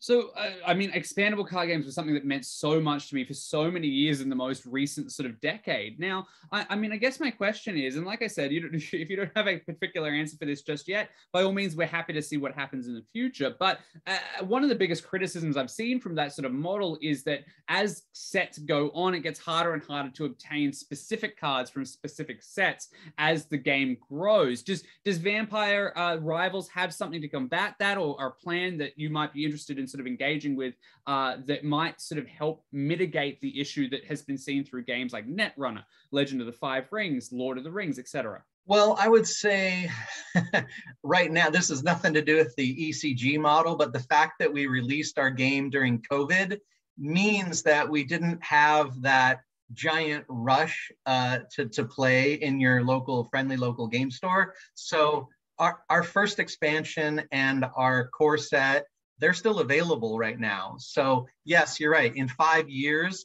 it might be hard to get that original stuff. But one of the things about the World of Darkness is there's only a certain number of clans, something like 12 or so. So we will be revisiting these clans over time. So if you miss out on the Tremere and the Thin Blood, which is our first expansion, you will eventually see them come back around. All right. They're not going to be gone forever. You're going to get that. You're going to get the flavor you're looking for out of those, even if you may have difficulty finding that original set. So hopefully that is a little bit of a relief to anyone who's watching this in 2025, That sort of brings me to the end of sort of my core questions. And like I said, we had gone a little bit longer than I expected, but I do have a couple of questions from sort of the community, people who have played your games that you've worked on over the last couple of years that we can sort of pivot to and questions that they have. Now, of course, if you don't have an answer for it, obviously these questions might be a little bit tricky. It has been a number of decades since you might have worked on some of these games. So obviously feel free to mitigate there. But going into the community questions segment, I want to call out, we have somebody, Jason Pearl, for example. So Do you happen to know, obviously, you know, we mentioned why Verse System wrapped up. Obviously, DC became very hard to sort of license art and stuff like that. But Jason Pearl wants to know, do you know if there were any sets specifically in production when Verse System, you know, came to its end? I don't really recall a Versus set that had been worked on that didn't get released. In like the last 2 months before the company folded the entertainment division, we were working on a Marvel themed kind of like one character versus one character almost combat-y game, which I don't know if it came out. I don't think it did. It's possible that it did, and I just never knew. The Upper Deck had like a Marvel Cinematic Universe card game that they advertised and then fell off. That might have been it. That's possible. I don't remember if it. I think it. You're right. I think it was based on like the first. When did the original Iron Man come out? I don't know. 2008. 2008. Okay, that would have been reasonable because yeah, so it actually probably was based on those. You're right. It was based on the cinematic stuff. We're working on kind of it. So it was like Iron Man versus Wolverine versus whoever else, Captain America. Yeah, Hulk. And that was being worked on by like 8 people in the R&D room. And we're all just like, really? This is all there is, you know? So I don't think that came out, but I wouldn't be surprised if it did. I worked on a My Little Kitty or Hello Kitty game, a Hello Kitty game that I worked on it and I was just like, okay, here it is, it's done. And I turned it in and they ended up publishing it like in 2012, 2 years after I had left. I was shocked. I couldn't believe. I was like, wow, they actually published that. That's crazy. So I wouldn't be surprised if that little head-to-head game, if that cinematic game came out, but I never saw it if it did. I don't think it did. I think I remember the one, and people watching on YouTube might be able to see like a picture of a couple of the cards. It incorporated not only like Marvel Cinematic Universe that Paramount was doing at the time before it went to Disney, but it also incorporated things like Daredevil and Elektra and all these sort of other Marvel sort of movies that X-Men and all that sort of stuff that they'd done beforehand. It's really fascinating. And to hear that My Little Kitty was My Little Kitty, you've got me saying it now. Hello Kitty was one of those brands that sort of was another brand that you sort of had worked on, which is, you know, one of the most profitable IPs in the world, apparently. Now, I'm going to jump to the next community question, and that is by Carl Perlas. He wants to know, and you might not know the answer to this, but it's okay. Hellboy Collection. Apparently, the community who have bought that game and sort of tried to collect it, in that particular box that you mentioned before, there was a foil pack that had, some foil cards in it. There's been a couple of cards they've never been able to find. Do you know if there was a misprint issue or there was some parallel foils that never made print? Do you know anything about that? I don't. I do remember not hearing while I was at Upper Deck of anyone completing the set. Yeah, it was like 4 or 5 foils per pack, maybe 2 or 3, I forget. But yeah, it was a weird idea for like the ultimate collector to try to put together an entire set of foil. There were also a little art print in there, and 100 of them were signed by Mike Mignola.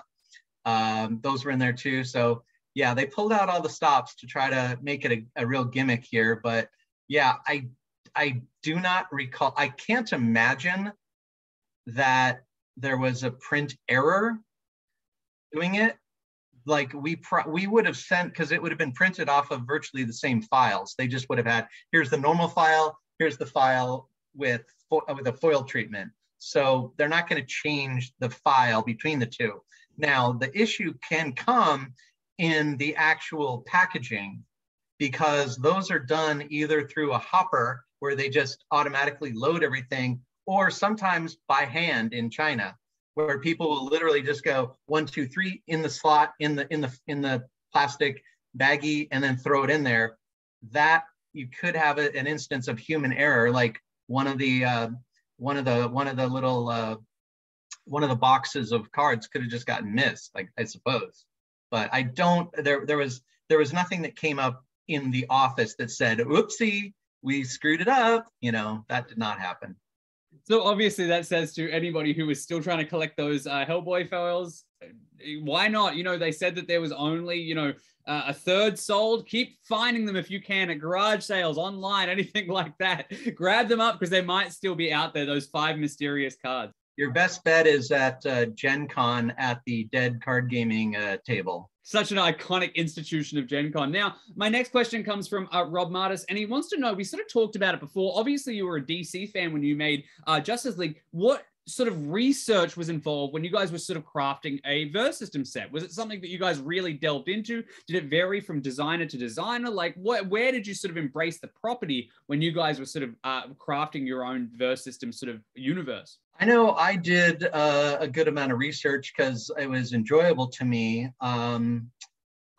I don't know how other people actually did it. I think they, probably just looked at various rosters and just kind of went down the list. I wanted to include some more kind of weirdos in there.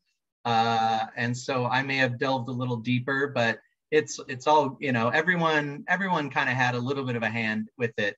The original designer would come up with the characters, and then other people, some editors and whatnot might have some influence over, like, oh, well, you're forgetting this person. And so, you would add it in. But I don't recall anyone else being as much of a DC geek as myself at the time. My next question, it comes from Craig Groff Folsom. He has a question, a little bit more an ethereal question about sort of like your time with DC deck building game. And we mentioned it before, obviously Marvel Legendary. Now, you said before that you had actually designed the DC game a year before it actually released, and it actually ended up releasing almost in lockstep with the Marvel sort of Legendary deck building game as well. DC came out a little bit after Legendary, sadly. So. And how did you feel about that? Was that something that gave you cause for concern as somebody who's worked on both licenses and stuff like that? Was that something that you were afraid that might have those two games judged against one another? How did that make you feel as a designer there? Well, yeah, I was sad that we did not make it to market first, because at least in the early days, Legendary did have a bit of an advantage. Their sales were better because, there were certainly some, especially like bookstores and whatnot, they didn't necessarily want to carry 2 different games of the same genre. So they went with Legendary because it came out first. But our game was on the shelf, ready to publish for almost a year before we were able to finally get all the approvals and everything cleared. So that was disappointing. But these things happen. You got to roll with it. So I think DC has made up for it by having a richer legacy and very greater variety of product too. Not just because Legendary has gone on to do different licenses, which is fine, and so DC has kind of kept the focus on DC, and I think is a rich history now. It definitely is, not only for the DC universe, but for the own game itself. As we mentioned in the intro, it's at its 10th anniversary, and it just had a Kickstarter, I believe, that sort of brought out, I don't know if you're still on it, but I just, that brought out entirely new sort of game sort of elements to it, and it's continuing to bring out products. So it seems like an enduring line that's going to keep going for Cryptozoic in that time. I actually will mention that I don't have anything to do with the Kickstarter or anything, and the Kickstarter is mostly for the new damaging method of play, which is what we did with the Epic Spell Wars deck building game. You're doing damage to your opponent. I don't know the full extent of how much the game is about dealing damage, but it's there. But one of the stretch goals is a DC Bombshells crossover pack. I actually designed that before I left, but it kind of got shelved for a little bit for whatever reason. Yeah, I feel like it was one of those things that was actually announced maybe a couple of years ago and then ended up and seeing it now, because I remember that art from maybe, I think 2018, maybe even before.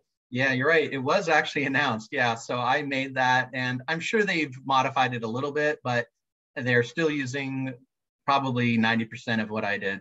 That's amazing. So I don't know if the Kickstarter will still be going when you guys see this episode, but if it is, jump on and back it. Obviously, the stretch goal has been hit, and you can obviously check out the DC deck building games Bombshells expansion, which was designed by yours truly. Now, I do want to move into a couple of last questions of the community, and then we're going to move into the Kraken questions and sort of wrap it up. So, real simple question from Sam L. As somebody who has worked on, I guess, literally multiple dozens worth of licenses, what do you feel like is the most important thing about capturing a license when representing it in a game? Do you have any advice for anybody who might be facing the same challenges that you've chased over the last 2 decades? Yeah, I've been asked this before, so I have a pretty good answer.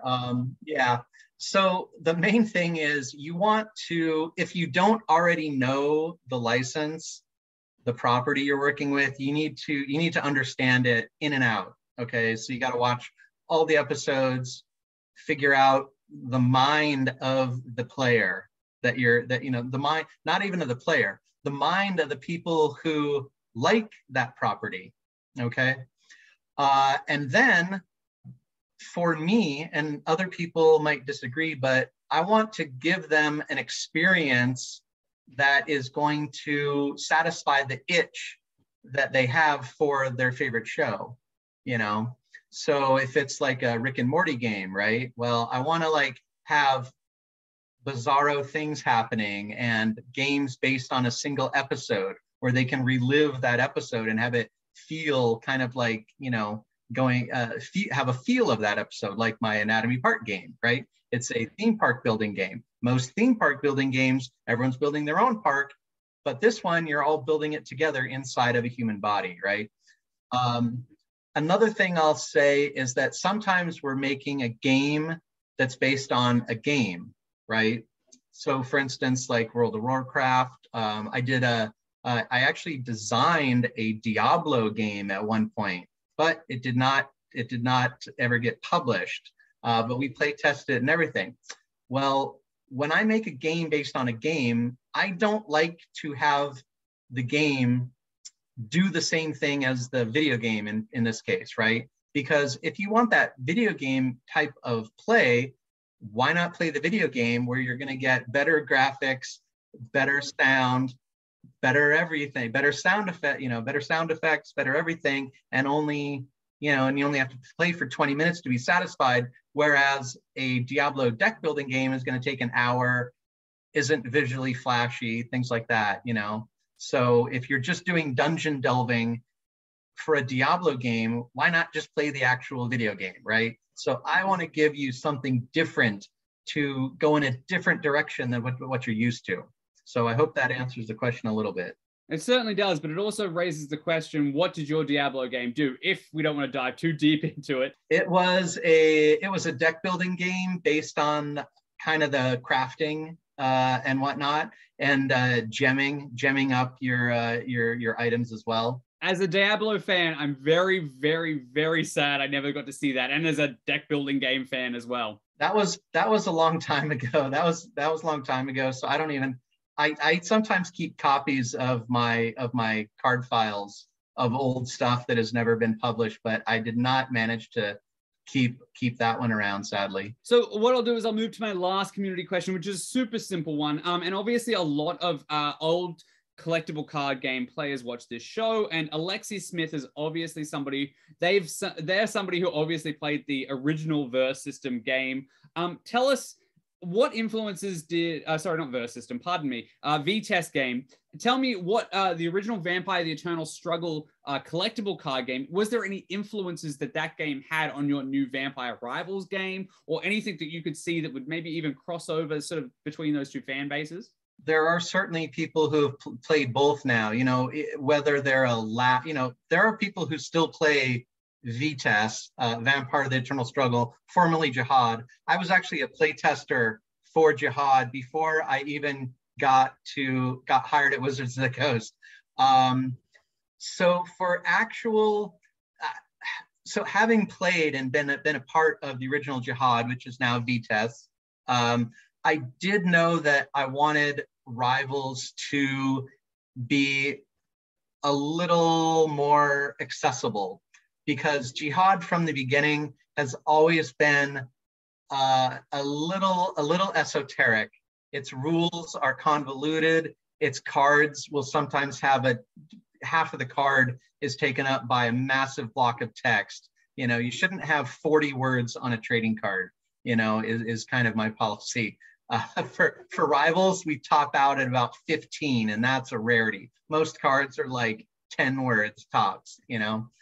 So I just wanted it to be a shorter game. And people who play Vitesse know that those games can take 2 hours. They're also bigger, sometimes bigger games, 5 or 6 players are often, I think maybe 5 is the max, I forget. But they take a long time. There's only one way to win, and that is removing people's blood. So it still uses sort of blood counters and stuff like that, like the original Vampire: The Eternal Struggle? That is the biggest legacy of Rivals, that we use a blood pool. We start with 20. I believe that Vitesse is 30, but anyway, whatever. But we have multiple ways to win, which opens up just a lot more strategy to it. You're not so singularly focused on one strategy every single time you play, which is bleeding an opponent, right? So that opens it up, and it just gives you a more robust experience, because the original game is kind of suffers from having come out in, I think, 95, right? So yeah, so it's a little on the older side, and maybe it was a little convoluted for its time. Exactly. Well, you mentioned before how tricky it was to sort of hold Vampire tournaments at the game center and stuff like that, because of the fact that it requires so many people. It was such a long running game. It wasn't over in 20 minutes like Magic was. It's over in more than an hour for sure. Yeah. Also, the game didn't end when someone got knocked out. And I thought that was something I wanted to correct with Rivals. When someone gets knocked out at Rivals, that's going to end the game. Awesome. So we have one last thing to do before the episode wraps up, and that is a Kraken question. Release the Kraken.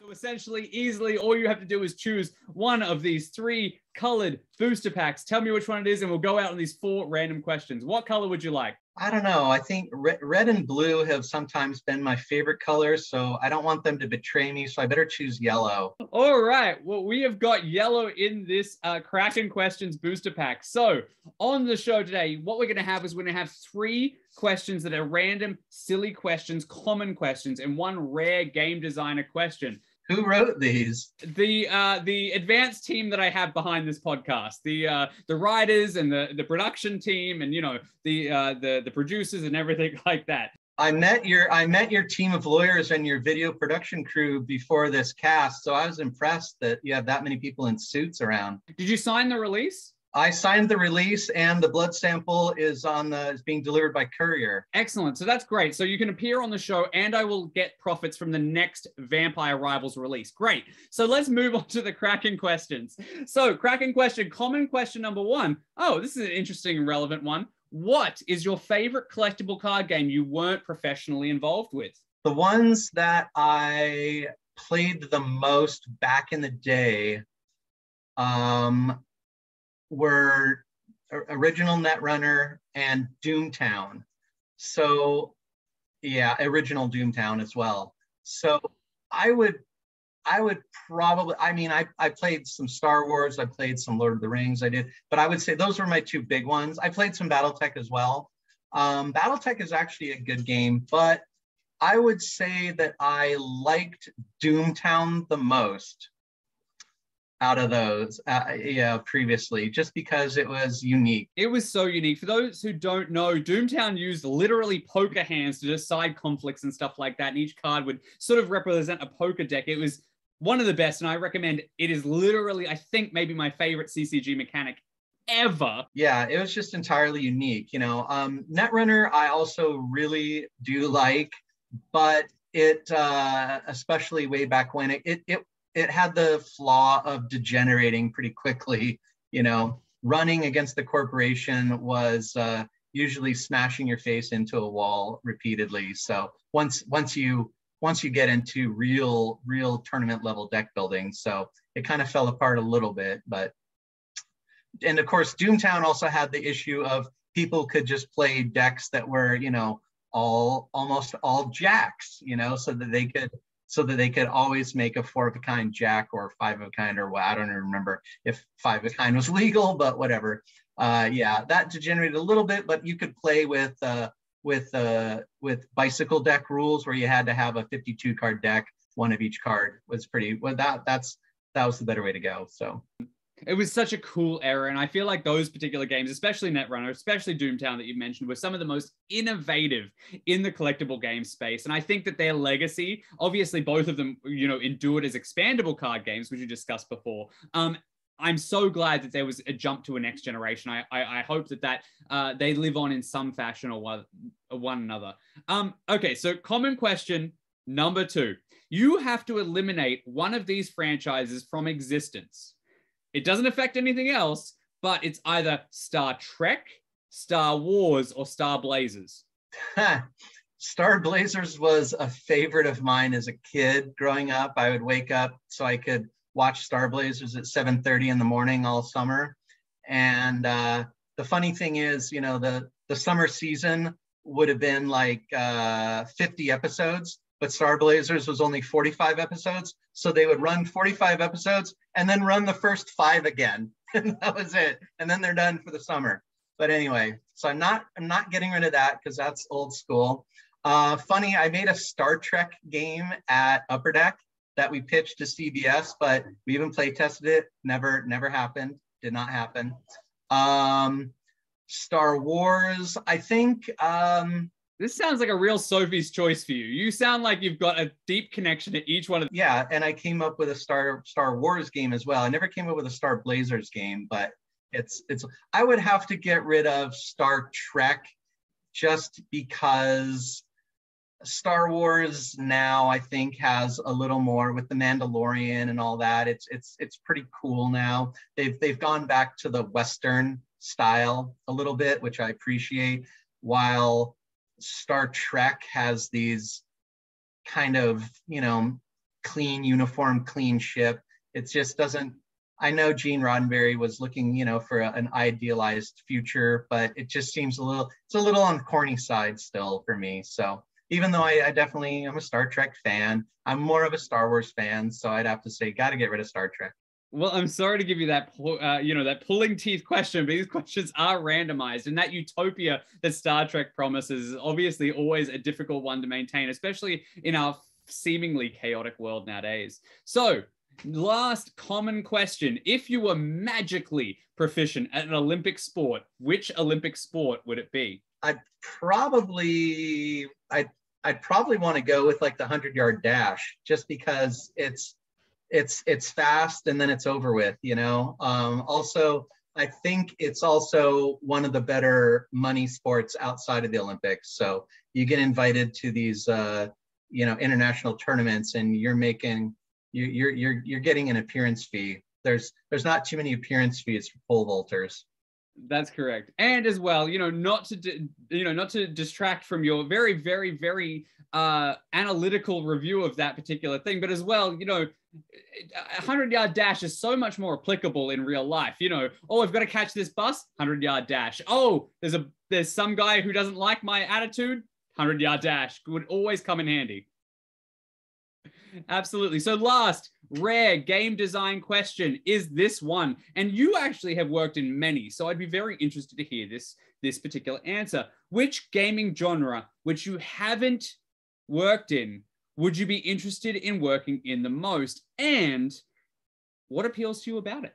I'm gonna have to say I'm gonna have to go a little left field here, and I would love to work on like a World War II computer war game, actually. So totally out of my comfort zone. I'm not a programmer, but I certainly could come up with the design ideas. Computer wargaming is something I've done, and I'm not talking about first-person shooters. I'm talking about more strategic stuff, like real-time strategy, like a Command and Conquer type thing. No, I'm talking slightly more hardcore, like close combat. People would have. That's not really hardcore, but it's more hardcore than not games that are not Twitch fests. I want more strategy. more moving little guys, moving squads across a map into bunkers to try to, just try to throw grenades at the enemy kind of thing,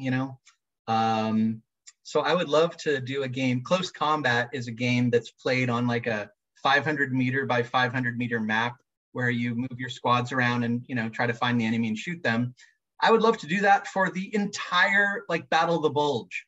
Why play with just 500 meter by 500 meter when you can play with, 500 mile by 500 mile, right? Well, computers can handle that nowadays, right? I would love to think so. Or even I've played a little, I right now I am actually playing a sort of a first person shooter called Hell Let Loose. It's a kind of like a Battlefield 42, all that, but it's slightly more realistic, I guess you would say.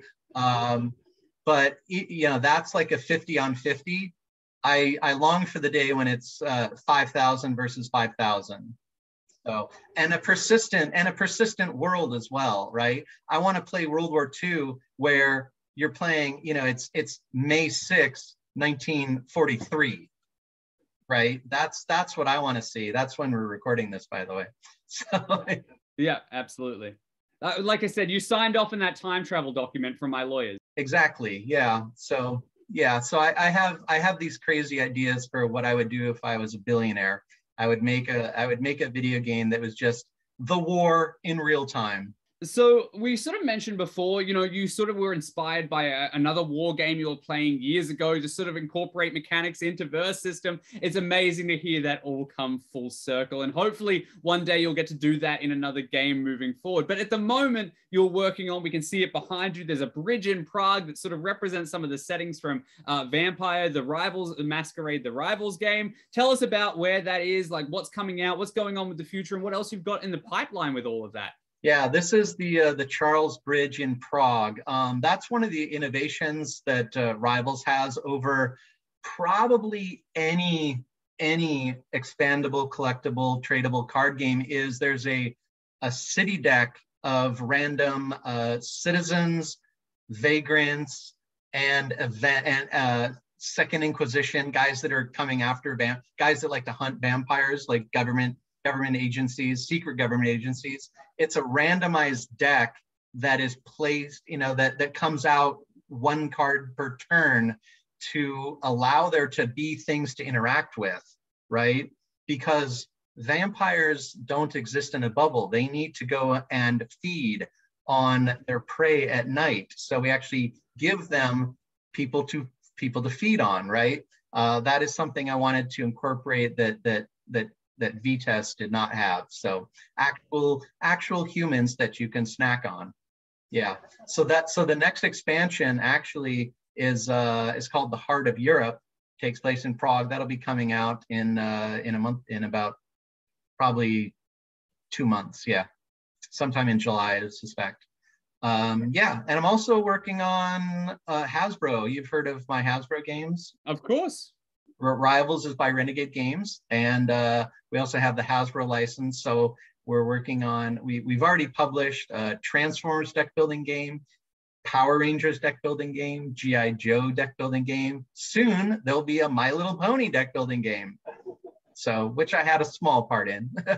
That's awesome. Well, I can't wait. All of those deck building games properties have had a trading card game, and I played all of them personally. So I can't wait to dive in and see what the deck building world of Equestria holds for the My Little Pony gang. So that's about it for this episode. Obviously, all the links to those particular properties will be in the description as well of either the YouTube video or on the podcast feed if you guys are listening to this. And check out those games. Vampire Rivals sounds amazing. I played a little bit of VTES myself, and I really do want to jump into this. So it sounds fantastic to get going. So thank you so much for spending so much time chatting with me about your amazing career, Matt. I really appreciate all the stories you've shared today. Some unique stuff, especially, going all the way back to literally, as I dubbed it before, sub day zero for Magic the Gathering. I can't believe that your career has taken you this far. Who would have known when you were working at that convention that that's what happened? Thank you again. Goodbye from me for the show. Goodbye from you. Thanks a lot. Bye-bye.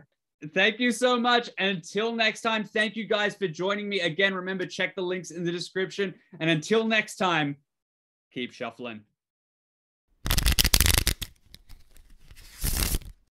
And there you have it, our episode with Matt Hyra. Thank you so much to Matt for joining us for this episode and sharing those amazing stories. And of course, thank you guys for joining us for this whole episode. Now, it's not often you get to talk to somebody who has been playing collectible card games since before the release of even Magic the Gathering, but it was very special to hear some of those stories that Matt was able to tell us today. Now, as well, if you want to check out any of Matt's current games, I'll link a couple of them in the description. Things like Vampire the Masquerade Rivals, which is just getting going in the expandable card format, or even the DC deck building game that he designed all those years ago, celebrating its 10th anniversary this year. I will link that in the description as well, and you can jump on and check those out as well. Now, if you want to find me, you can contact me via social media. That is facebook.com/CCG History, or where I'm more often, twitter.com/CCG History, or at CCG History on either of those platforms. Now, as well, if you want to send me a direct message on those, our DMs are open. You can give me feedback on this episode, your thoughts, even share your own CCG stories or TCG stories. Now, as well, if you want to send me something a little bit more long form, you can have a look in the description of this episode because you'll find our email address, which is theboosterpack@CCG History. And as well down there in that same description, you might be able to find our listener survey linked. And if you do that survey, it gives me an idea of, when you started playing collectible games, what sort of games you want to hear about, what you want to see on the show, so we can continue bringing episodes that are going to interest you and engage you in this particular podcast. And I love doing that. So feel free, check those out, and please let me know what you think. Any feedback is appreciated as well. The other thing I'd really appreciate is if you could subscribe if you like these kind of conversations. So whether that's on the podcatcher that you're using or on YouTube, a subscription goes a long way to helping bring more content, more interviews, more standalone episodes, stuff like that, so that I can continue creating this show and sort of sharing these card game stories that are not heard anywhere else. It's been absolutely fantastic ride, and I hope we can keep it going for years to come. Now, that's about it from me. Last thing I will mention, if you're interested in even building a Verse system collection or a collection for some of the other dead collectible card games we talked about on this episode, whether it's Doomtown or something like that, check the links in the description because we do have a sponsor that is Category 1 Games. They are a classic collectible card game reseller. They've got a whole bunch of classic collectible card games, which is good if you're just starting to build a deck, and they do try to keep their prices competitive to the market at the time as well, and they have great customer service. So you can always reach out to them and ask them if you have a deck list or something like that you're putting together. Reach out to them, contact them. You can find them. Again, they'll be linked in the description. That's about it for me for this episode. Thank you so much for joining me. I can't wait to bring you another episode of the Booster Pack, or even the Rare Slot. That's our topic-driven conversations as well in the very near future. So until then, I've said it once, and I will say it again. Keep shuffling.